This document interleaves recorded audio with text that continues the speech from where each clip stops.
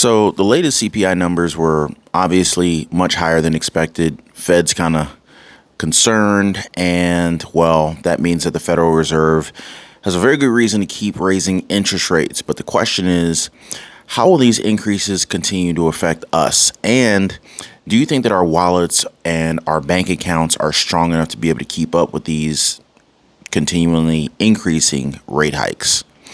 Also, economists are saying that stimulus checks should not be sent out since it's one of the main reasons why inflation is so high. But at the same time, these checks are what a lot of struggling Americans are waiting on or are hoping for because they're barely able to keep themselves afloat at this point. Many Americans are relying more and more on American Express, Visas, MasterCard, credit cards just to make ends meet. Are you one of the people that are struggling because our government has made poor choices in the past? Just leave me a quick comment down below. I would love to hear from you guys.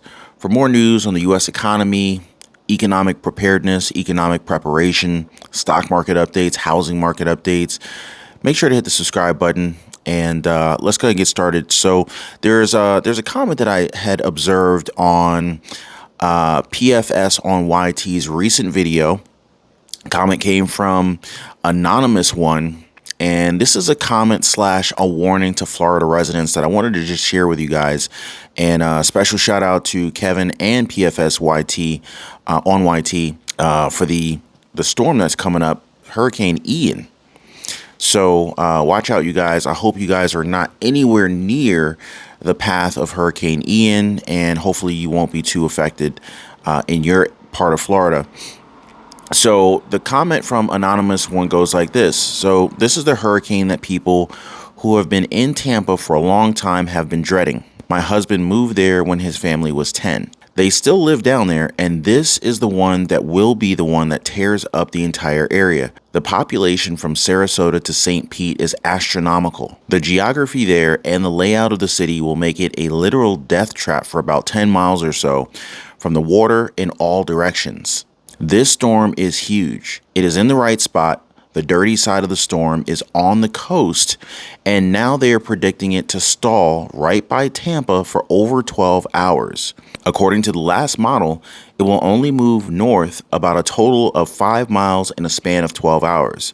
I really urge anyone on the Gulf side to move inland. Go northwest, go southeast into Miami. Do not stay this time. Sarasota, Bradenton, Anna Maria Island, Tampa, Clearwater, St. Pete, move. Restocking the store shelves with a broken supply chain will take much longer than usual, and I have doubts more than half of the merchandise will return. Remember, the evil jerks at the helm will capitalize on every crisis to move their agenda forward. Not restocking quick and well will help them push it. Please be safe, everyone, down that way. God bless you all. Well, I just want to send a quick shout out to Anonymous One for leaving this comment, this warning. I really appreciate the heads up. And hopefully anyone in Florida in our community is hearing this message and will heed the warning. Now, talking about inflation and, and stimulus checks in the same sentence is absolutely a difficult task. Now, on the one hand, analysts are saying that the checks cause this historic inflation that we're dealing with right now, but others would say that, these checks helped to save lives and they kept people going, helped people stay afloat a little bit longer than they normally would have had they not been there. Now, an opinion piece by Eric Foster touted that these checks were absolutely needed by so many Americans because no one saw the health crisis coming. But at the same time, he acknowledges that releasing the money in order to provide these checks for everyone also contributed to the inflation that we see today. So the question is, where exactly does this leave us today, right?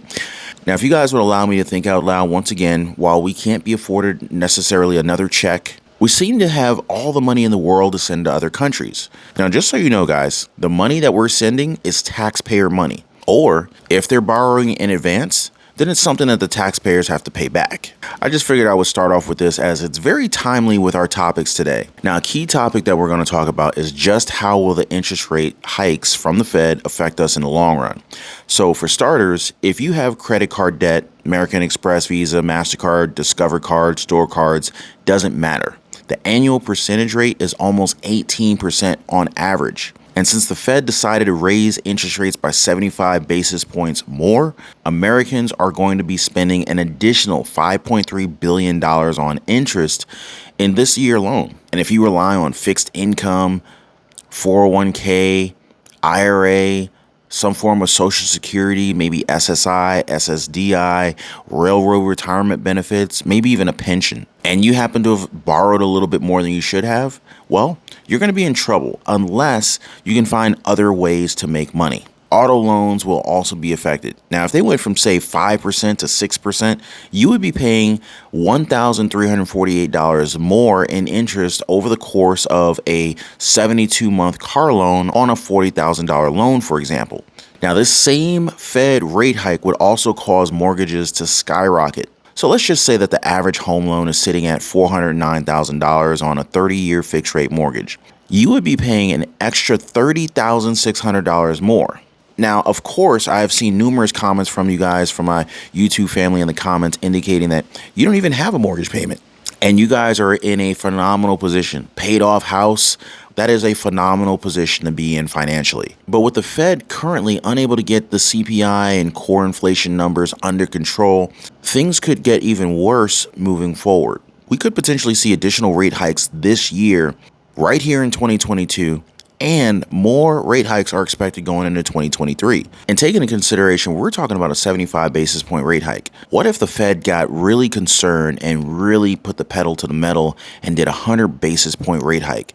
I don't even want to think about how much most people would be paying for loans and pretty much everything at that point. Unemployment would obviously be directly affected, or maybe even indirectly affected, depending upon how you look at it.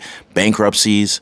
Rents would likely be rising as more and more would-be home buyers would no longer be able to qualify for home purchases, forcing would-be home buyers to become renters, driving up the rental demand and competition just to be able to land a rental property to avoid homelessness. Also, the housing market seems to be in a collision course as almost a quarter of builders are now lowering their prices as rates just keep going up, even though real estate costs more when they started. Together with labor and materials, these home builders are now left with no choice but to lower their profit expectations for their businesses for a return and also potentially slash their prices, devastating their corporate balance sheets. We're now at the onset of seeing multiple markets collapse right now, right before our very eyes, and it's not going to be pretty. Don't believe me? That's fine. That's fine. But hear me out. Walmart, Macy's, Target, big retailers, right? Why do you think that they're canceling billions of dollars in orders right before the fourth quarter, right before the holiday season, when these big retail organizations generally make the bulk of their profits and the bulk of their revenue? I mean, right before it's expected that we would splurge on gifts, on a Christmas tree, on clothes, and all these other things that we're accustomed to that are generally just a waste of money. Well, maybe they know something that we don't. Or, if you believe me, they're preparing for a severe economic downturn. And I could already see some comments. You've been saying that for a while now. Well, guys, a crash, it takes time, especially an economic crash, or an economic collapse for that matter. But to be honest, I actually wish that I was wrong. But the signs are all here. One of which is that thieves, they don't even care anymore. They're going to steal whatever they can. I mean, listen to this. More than a week ago, San Francisco police officer discovered that a marked police truck, it's marked, okay? He found that the truck had its catalytic converter just stolen. I mean, how crazy do you have to be to steal from a cop car or a cop truck, police truck? Or better question is, how desperate do you have to be? Also, it's not just one police truck. They hit 3 marked police vehicles. Now, here's the best part of the story. The theft, it happened at the Special Operations Bureau building at 17th and DeHaro in San Francisco, right where the local SWAT team and the bomb squad stay in. Now, I wish I was making this stuff up, guys, but this actually happened. Now, we've also talked about how shortages are happening across the globe, and if you love coffee, then you better listen to this next piece. So the world's top Arabica producer, Brazil, is now spiraling towards a record low inventory. Now, I know a lot of you guys drink coffee, including my wife, and certainly PFS on YT. So it might be best to stock up just a little bit more because the robust for demand for this coffee will for sure be boosting prices. Now, it's never foolish to be prepared for anything, even a hurricane. In Puerto Rico, blackouts and internet outages affected the entire island as they were hit by Tropical Storm Fiona, which is exactly why we're warning the residents of Florida about Hurricane Ian coming. And this is something that I want you guys to think about. Imagine bringing an umbrella on a sunny day. Seems kind of strange, right? But what if it rains? Then you're the only one to have brought something useful on that day.